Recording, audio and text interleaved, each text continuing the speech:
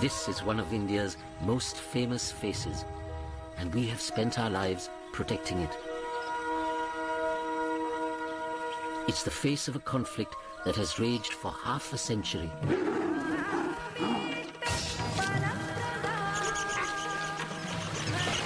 Even here in their stronghold, tigers have had a turbulent past. So what is their future?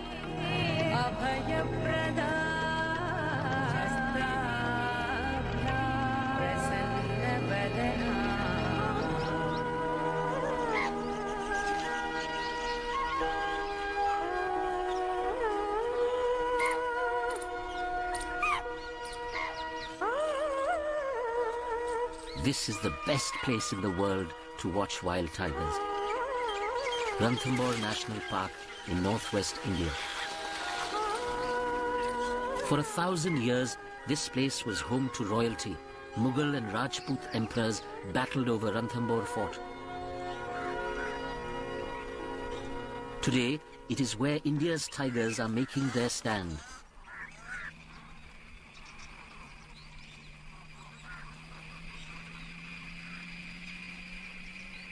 My name is Valmik Thapar, and Ranthambore has been my passion for 25 years. From the moment I first glimpsed tigers in the wild, I've tried to tell their story through my books, films and photographs. But the tiger's fate has been a roller coaster. Now I hear things are on the up again, and I'm back, eager to see for myself. Around these lakes in the heart of Ranthambore, a tiger family roams.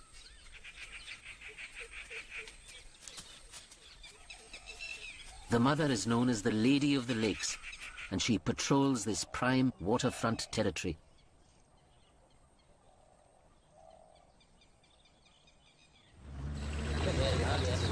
When I first came to Ranthambore, this is the man who showed me its secrets. My tiger guru, Fateh Singh Rathore. Fateh was the park's first warden when it was converted from a hunting reserve in the 1960s. Although he's now retired, he's still devoted to the tigers, and today he's taking me to look for the Lady of the Lakes. Come down. Apparently, she's produced 2 sets of cubs in the last 5 years. That's probably 1/5 of the park's total tiger population. There are only about 2,500 tigers left in India, so it's always a rare privilege to see one. Wow, that's absolutely beautiful. Look at her coat. The sunlight is glinting on it.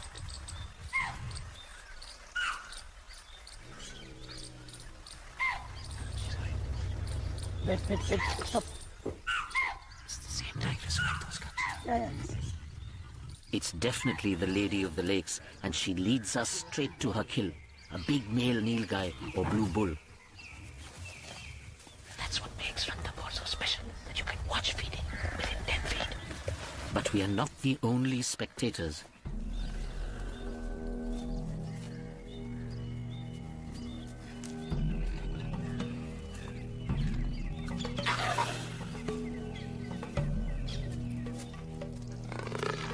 Isn't it amazing? Just look at that tiger. She's all absolutely alive. Anything could happen now. If there's one thing a tiger doesn't want, it's a visitor during dinner.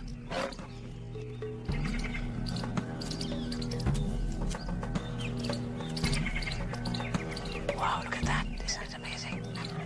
It's phenomenal. It turns out it's one of the family, her daughter Machli, the only cub still left in the area. But look how big she is.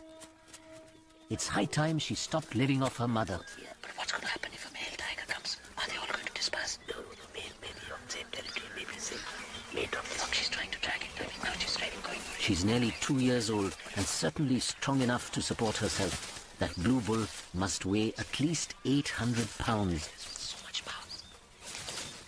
Adult tigresses need their own space, and if Machli doesn't strike out on her own, her mother may have to give her a push. After all, hunting for 2 is exhausting. The lake shores are dotted with ruins, ancient temples and palace gardens, a magical mix of human and natural history.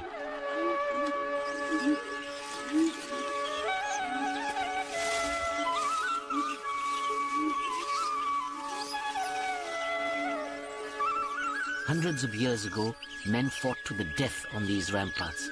Today they are manned only by langur monkeys.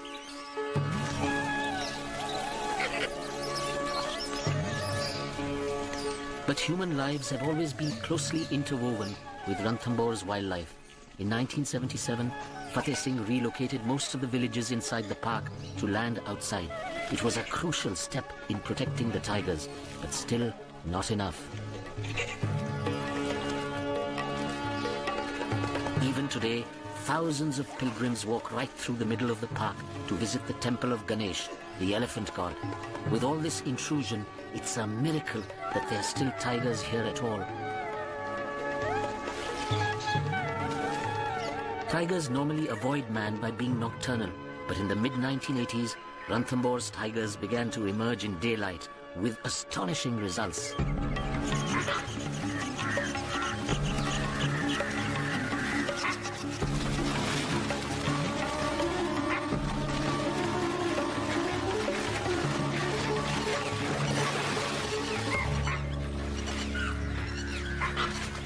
When I took this film with my brother-in-law Tejveer, it was the first ever record of tigers killing in deep water. Tigers like this one, Genghis, rewrote tiger history for the world to see. Genghis was afraid of nothing, certainly not us. This was Ranthambore finest hour. With Fateh in charge, tiger numbers reached almost 50, 3 times as many as when hunting was banned in the 1970s. Visitors flocked to see them, and Genghis and the others became the most famous tigers in the world. But this golden era was not to last. In the early 90s, the tigers started to disappear. And since then, Ranthambore has reflected the tigers' changing fortunes all over India. Today, the Lady of the Lakes marks Genghis's old stamping ground. She's at the crucial crossroads. With 2 cubs already gone, will she find a new mate or end up being squeezed out by her 3rd cub, Machli?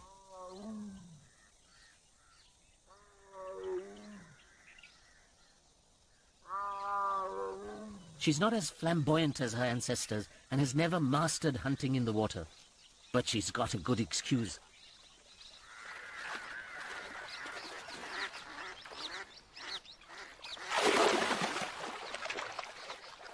The lake seethed with hundreds of mugger crocodiles competing for the same prey tigers hunt on land.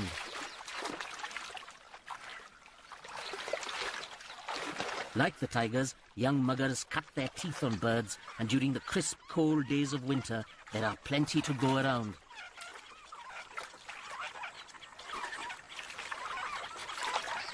Throngs of migrating teal and other wildfowl arrive from Europe and Siberia to feed.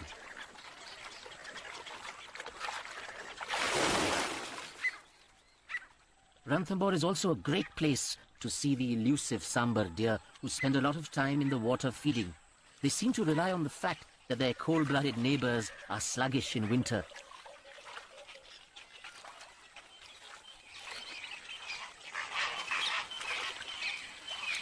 Male sambar have other preoccupations apart from food. It's the rutting season and they prepare to cross antlers over the females. Youngsters are keen to join in too, but at this stage, they haven't quite got what it takes.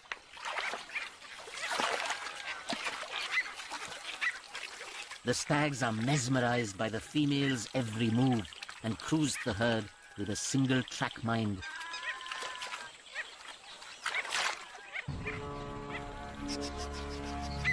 But even large males can't afford to be too distracted.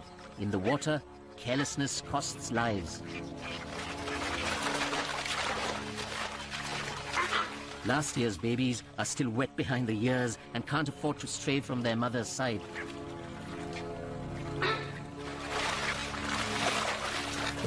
The muggers simply watch and wait.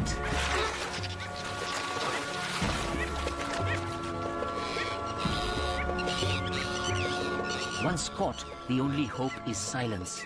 The herd can't help, and the last thing you want to do is to attract other crocs.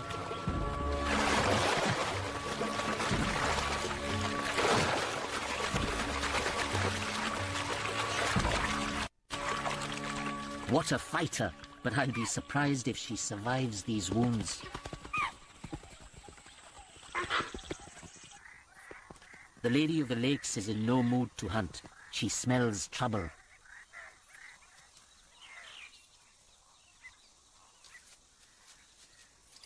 Machli, her daughter, is waiting, and this time they both look nervous.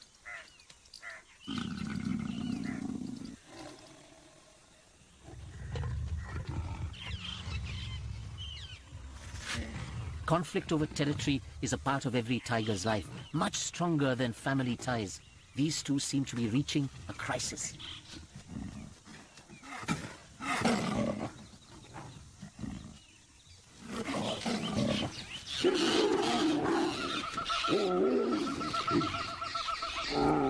This time, Machli quickly submits after a warning from her mother. For now, the Lady of the Lakes can still keep her daughter in line, but it won't be long before Machli tries again. The lakes just aren't big enough for both of them.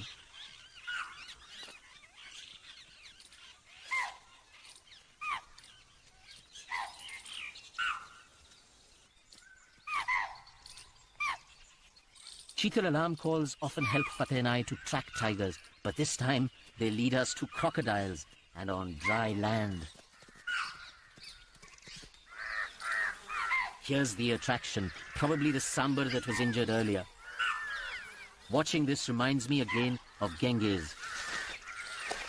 I once saw him snatch a sambar kill right out of a mugger's jaws. Imagine the nerve. Jackals know better than that. They bide their time.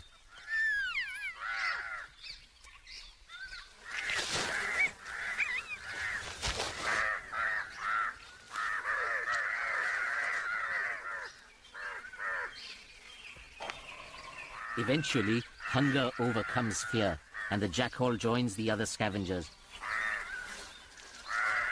In the forest, nothing goes to waste. Just look at that, so full it can hardly move. The croc won't need to eat again for weeks.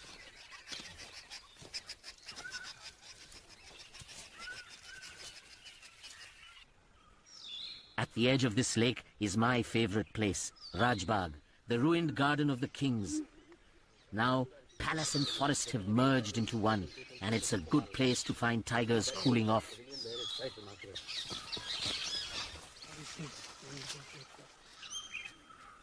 This is what makes Ranthambore so special. Where else in the world could you play hide and seek with tigers?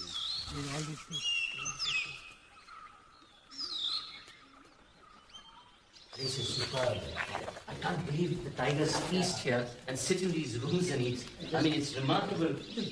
There are bones all over the place. This is all of male and female. They've taken over this palace, huh? It's become their feeding ground.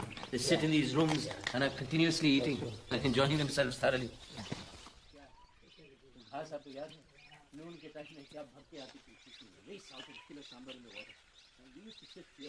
Tigers have held court in this palace for years, but there's only room for one queen. Machli will have to overthrow her mother if she wants to rule these ruins.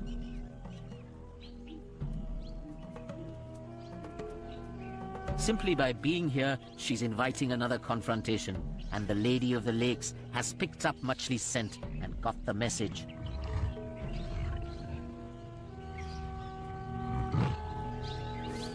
She leaves a powerful reminder that these are still her boundaries.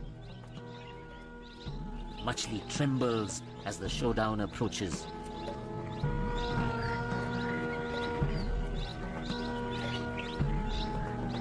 But she isn't leaving.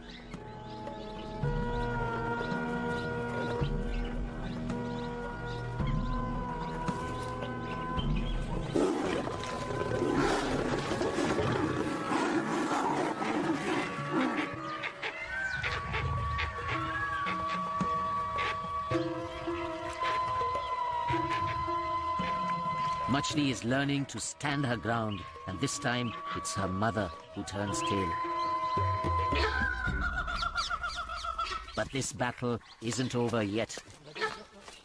As Fateh and I continue our rounds, we pick up more sounds of alarm. Could it be the next bout between Machli and her mother?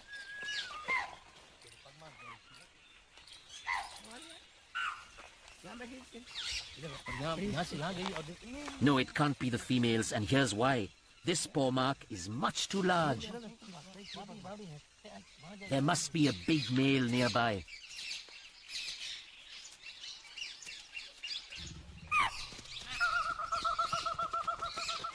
Males are more secretive than females, so seeing one in daylight is a special thrill.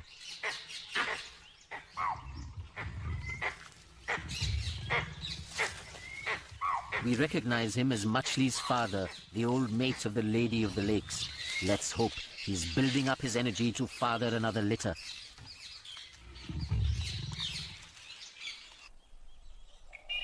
As evening falls, I'm itching to know the state of play between the females. Has the Lady of the Lakes held on to the reins for another day? As usual, Fateh's extraordinary tracking skills soon put us on her trail.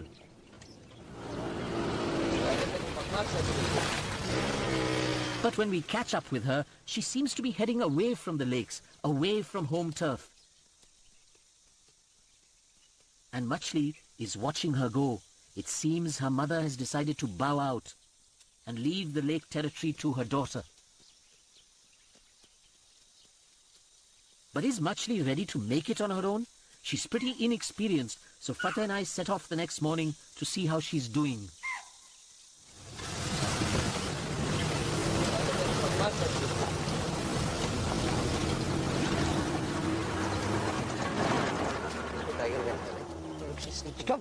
Stop, stop. Fateh thinks she looks uneasy, but why? Something has stopped her in her tracks.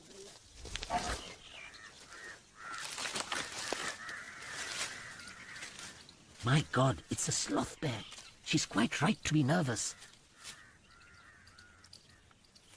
Everyone's afraid of sloth bears. They look slow and cuddly, but they are very aggressive. And although they're short-sighted, those claws are lethal. I've seen many people lose an eye and even a face.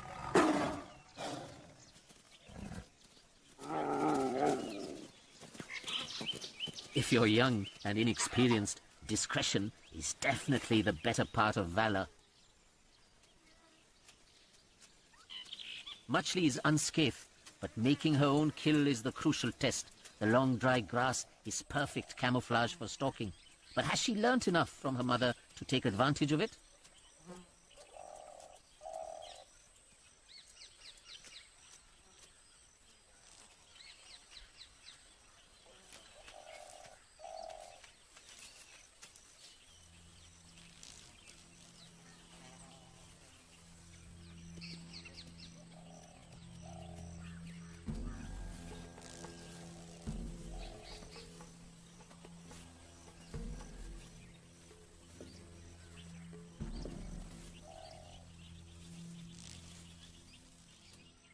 So much food may seem a blessing, but deer make the most of safety in numbers. One false move will trigger the alarm.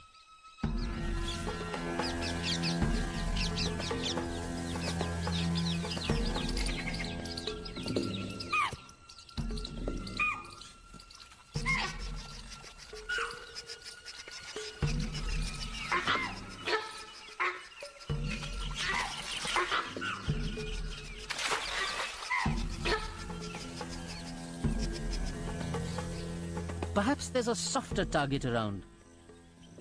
Piglets.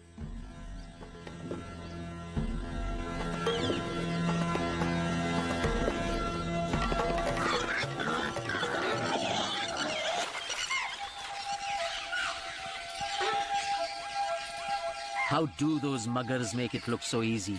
Machli has a lot to learn before she can step into her mother's shoes.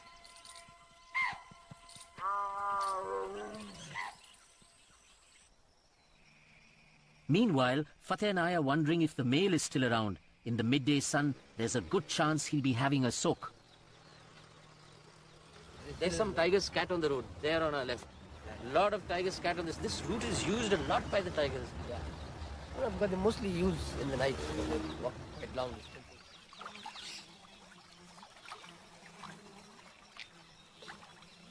Like all male tigers, this one has a much wider range than the females and drops in to visit potential mates along the way. Fateh has followed him for several years and tells me he's fathered many litters in Ranthambore. Just look at that huge head and those muscular shoulders. But he doesn't look too happy to me. He's being pestered by flies above and having his whiskers nibbled by little fish below.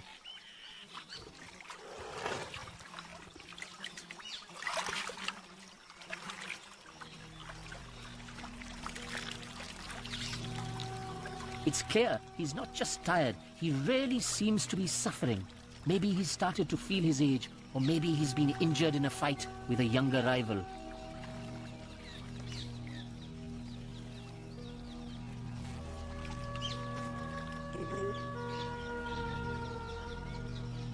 Whatever it is, he looks as if he's on his last legs.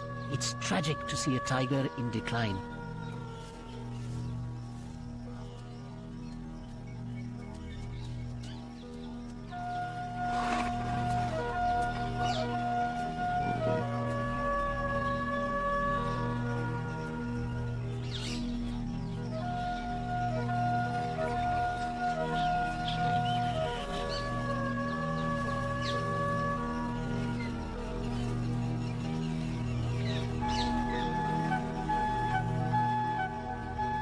Soon after our encounter, we received terrible news. The big male is dead. Over the years, we've seen many tigers come and go, but we never get used to losing one.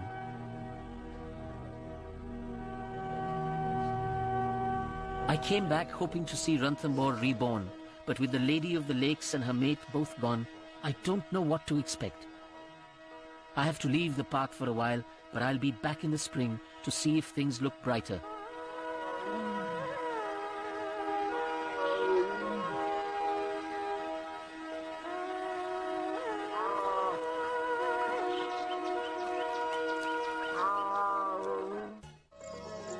It's April, springtime, and the lakes are blooming. The sambar sprout new antlers to replace those shed at the end of the rut. Has Machli improved her hunting skills? As usual, the sambar are caught between the tiger on the bank and the muggers in the water. This is the only place in the world that they have to face both predators together.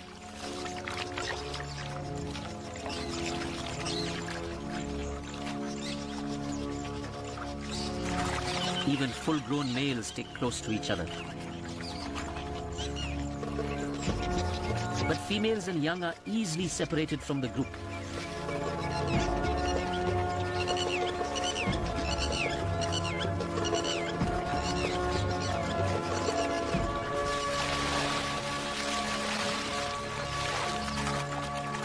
While the muggers notch up another meal, something draws Machli away from the lakes. Even a helpless sambar just a few feet away is no distraction. She seems to have found a mysterious scent.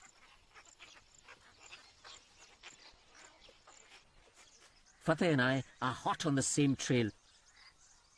Since I returned to Ranthambore at the start of spring, there seems to be a stranger in town. Definitely a male tiger has entered this area today. Let's keep our fingers crossed that there's going to be some courtship and mating. See, because she's almost ready as her Machli is concerned. And I'm waiting to see the big male who is going to come in.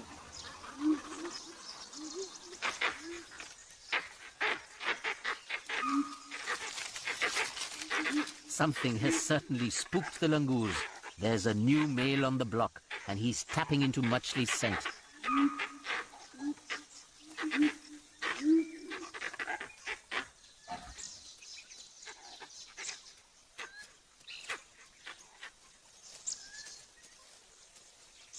Machli leaves a trail of temptation, and gradually he gets closer, leaving markers of his own.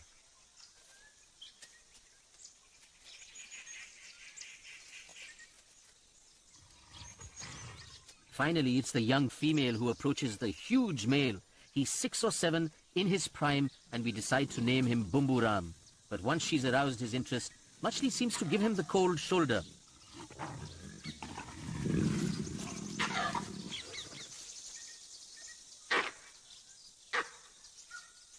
Confused by these mixed signals, Bumburam takes time out. But then Machli takes the initiative.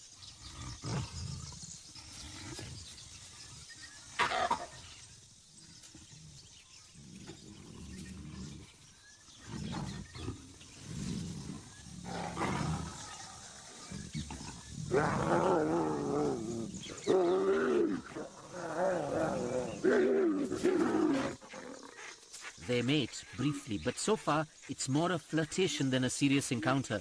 A hopeful start, however.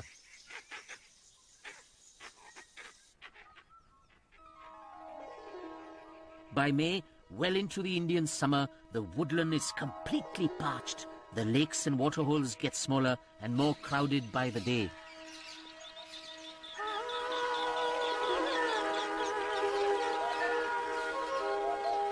Away from the water, everyone has their own way of beating the intense heat.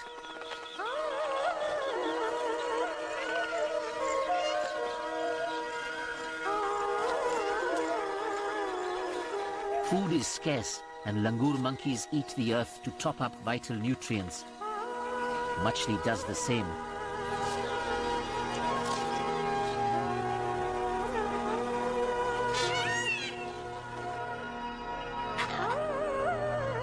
The old fort bakes in temperatures of nearly 120 degrees, but at its feet lies an oasis, Lotus Lake, which erupts in a carpet of lotus flowers and lotus eaters.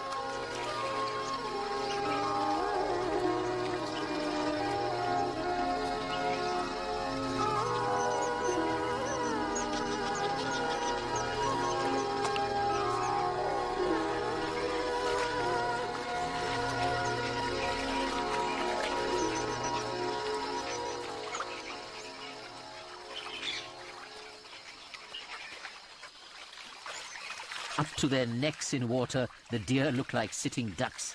Will Machli dare to take the plunge like the tigers of the 1980s?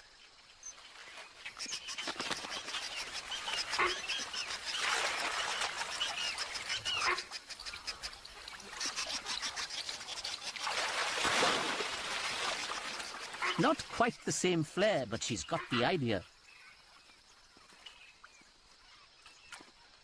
Becoming an expert hunter is a steep learning curve, and different prey require different techniques. The key to hunting deer in the woods is stealth.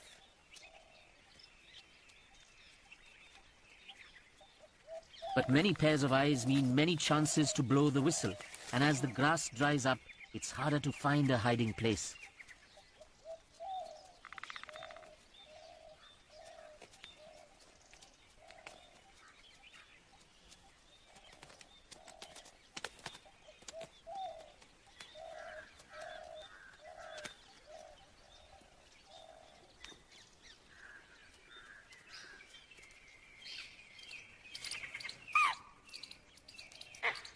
Not surprisingly, her flimsy cover is blown, but Machli doesn't give up.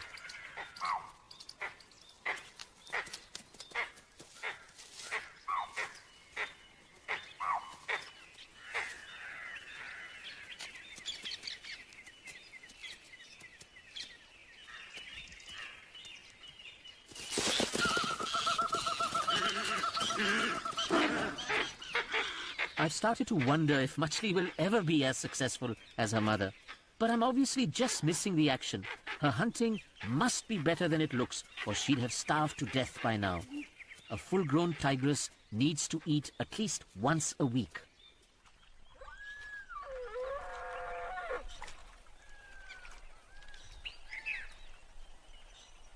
The muggers are hard to see until it's too late.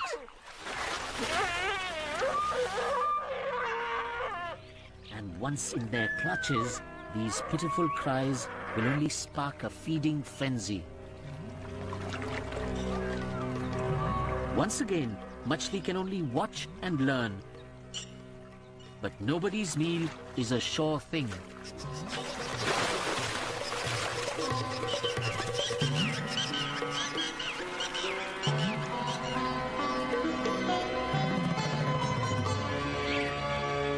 Safe up in the fort, the langurs catch a cool evening breeze, just like the Mughals and Rajput warriors centuries ago.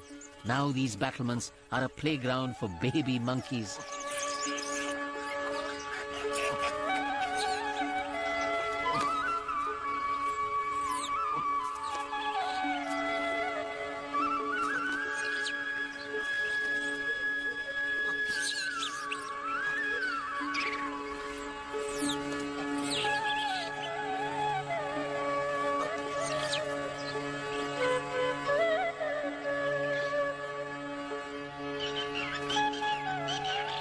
By late June, the park is sweltering and only the monsoon will bring relief.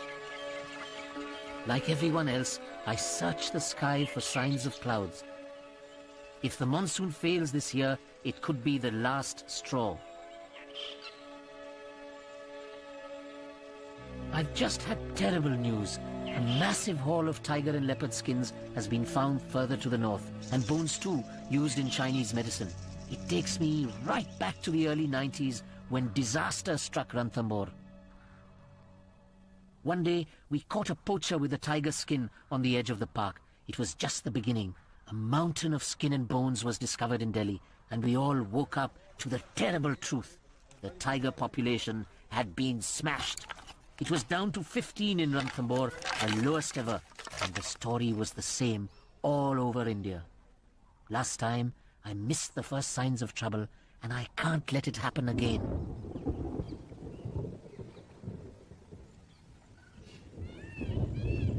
I came back to Ranthambore to see a tiger revival, but right now I feel foreboding. The rains bring the forest back to life, but that's not all good news. Thicker undergrowth make it harder to patrol. The tourists are gone, and it's easier for the poachers to slip in unnoticed. Like any national park, Ranthambore is only as strong as the men who manage it. After Fateh was forced to leave at the end of the 80s, several directors came and went, but they were all too weak to stand up for the wildlife. Luckily, things have changed.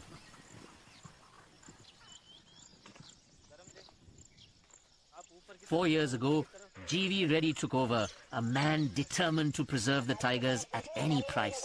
In fact, he reminds me of Fateh in his younger days. But Reddy and his team are just a few men, with more than 150 square miles to cover. ये इधर देखा था या उस तरफ देखा था? उस तरफ है। गरम से ऊपर की तरफ जाइए आप वहाँ भैंसों का देखो। A big part of Reddy's job is keeping out cattle and woodcutters, especially at this time of the year when the lush vegetation is so tempting. From 1993 to 1997, thousands of livestock fed inside the park, destroying the food supply that supports the tiger's prey.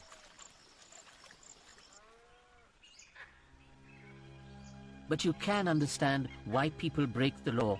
Here in the heart of Ranthambore is a land of plenty, a place where the tiger's prey grow fat before the tigers feast on them. Compared to the barren land outside, it's paradise.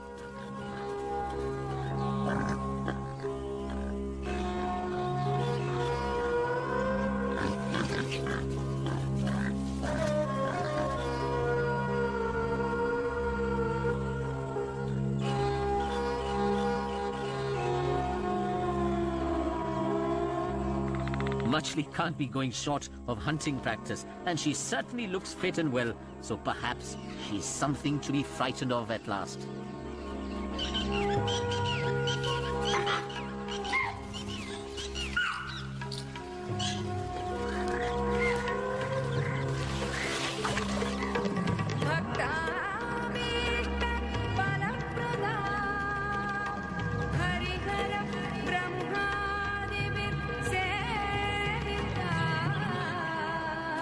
Several months later, Fateh, Reddy and I get together to discuss how things are going. There's still no sign of Machli producing cubs, but another tigress has had a litter.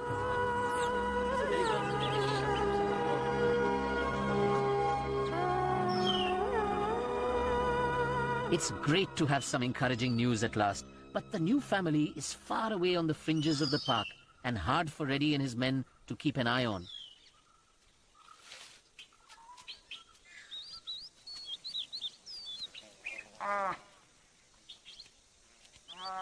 Reddy tells us the mother has 3 cubs and they are nearly 9 months old. But they are already crossing paths with people, and for a tiger, that's not a good beginning.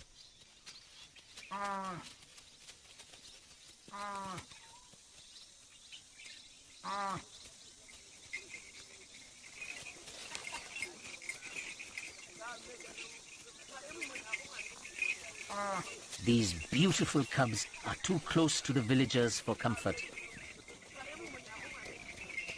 But for now, they are oblivious to anything but having fun.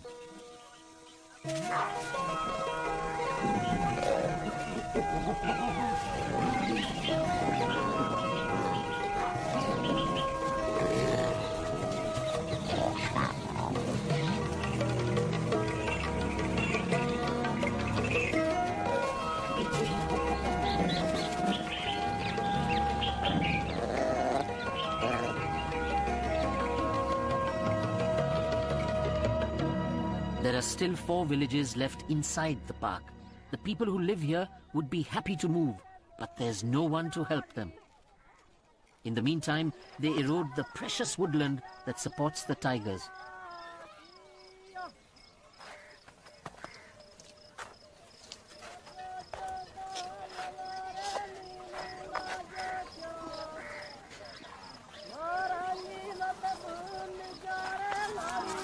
There's no easy solution. Just outside the park, 90,000 people and more than twice that many cattle try to scrape a living. No wonder the greenery inside is a temptation. Today we are going to the far side of Ranthambore so I can see the 3 cubs and their mother for myself. The cubs are growing fast and we need to decide how best to help protect them.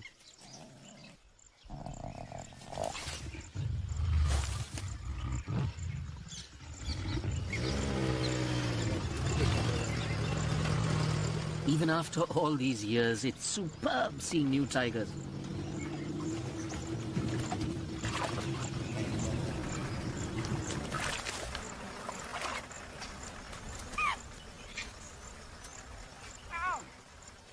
This is one of Fateh's regular observation points. Alarm call from top side.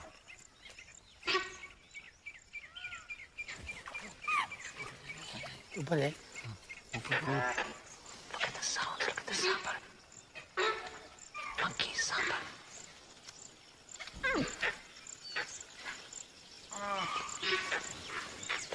Look at the tigers. You can see her stripes now.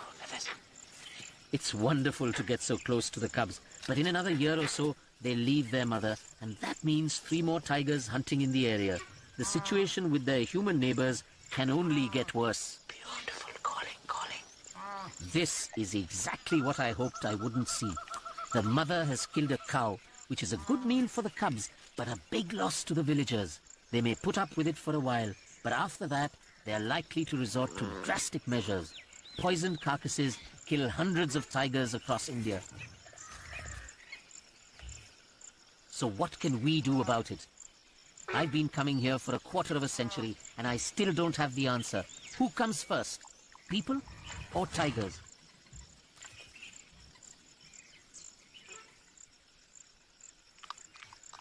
The forest is the tigers' home, but the trouble is, as things stand, the villagers have a right to be here too. In your time, the problems were 20 times less. The population was low. But now, it's a huge problem. Look at Mr. Reddy, what he has to handle. This is the younger generation of forest officer who is going to deal with the future of this park. It's a toughie. It's really going to be tough.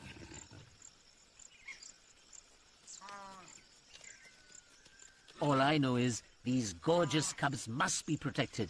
But if their mother teaches them to kill cattle for a living, our job will be very difficult.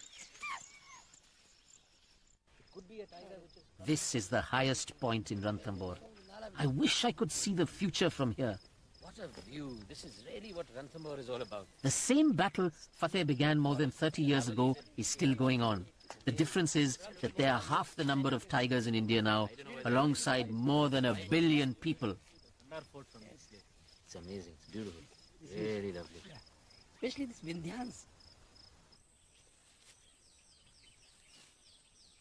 But Reddy has some inspiring news. Machli and her suitor, Bambu Ram, have resumed their courtship, although they're still not rushing things.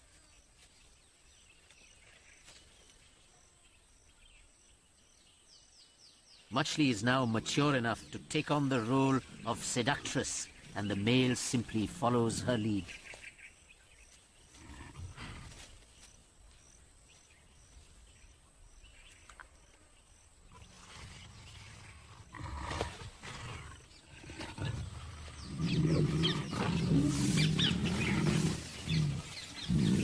The male waits for Machli to make her move. The pair mate on and off for several days, showing that Machli is now ready at last to take her mother's title. The tigers are doing their bit to survive, but are we, their guardians, doing enough? In the last few months, India has seen the biggest ever haul of tiger and leopard skins. The tiger's situation is now grave.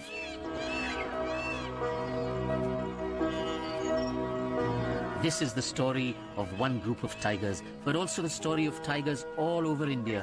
If we fail to ensure their survival, they'll soon be famous only in history books. Right now, my hopes rest with Machli, Lady of the Lakes. There's a good chance that she's carrying cubs. Cubs that will be born and raised as she was along the lake shore.